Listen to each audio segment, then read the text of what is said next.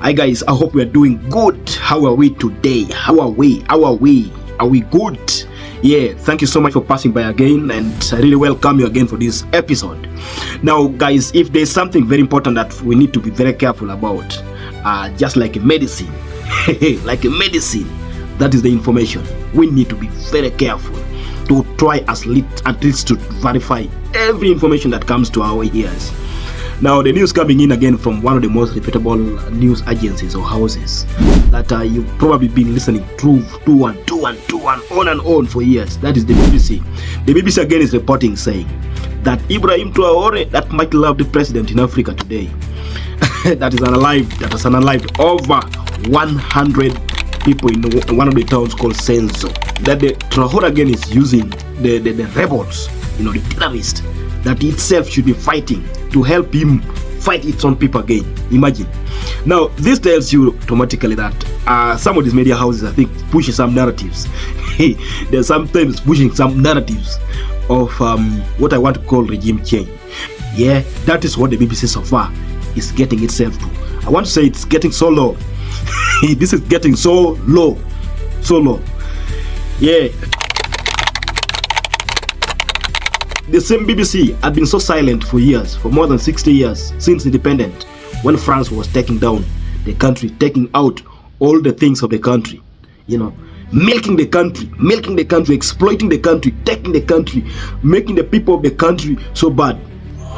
The same BBC was silent. It was silent when the former governments that were taking the country to be more poor and poorer. Let's listen to what they're saying here anyway.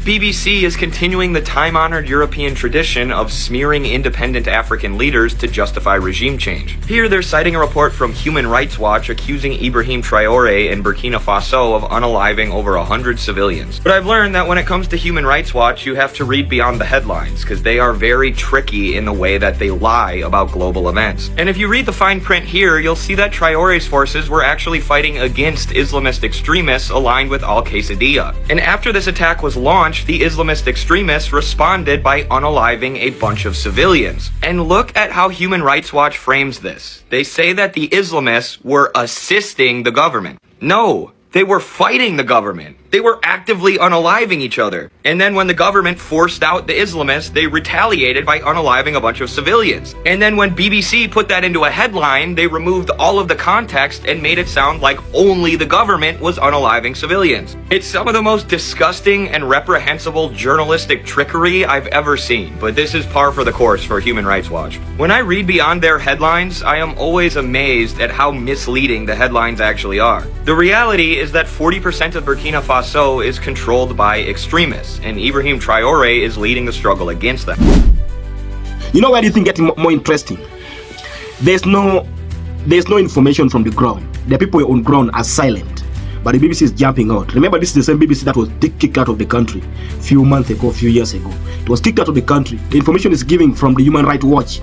I don't know which Human Rights Watch are they talking about. The rebel activities are in that country. The terrorists, the Islamists, they could be Islamic State or Al-Qaeda, are in that country, running all over the place. Burkina Faso's government is trying to fight them. France lived with them there for years. They were unable to finish them up. Okay, now the guy says, no, we have to do it on our own.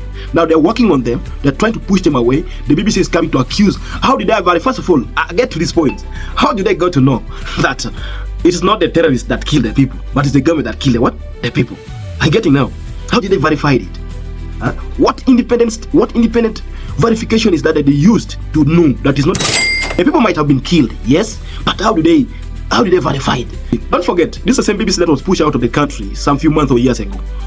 It was pushed out. France 24, those French media houses, the BBC itself was taken out.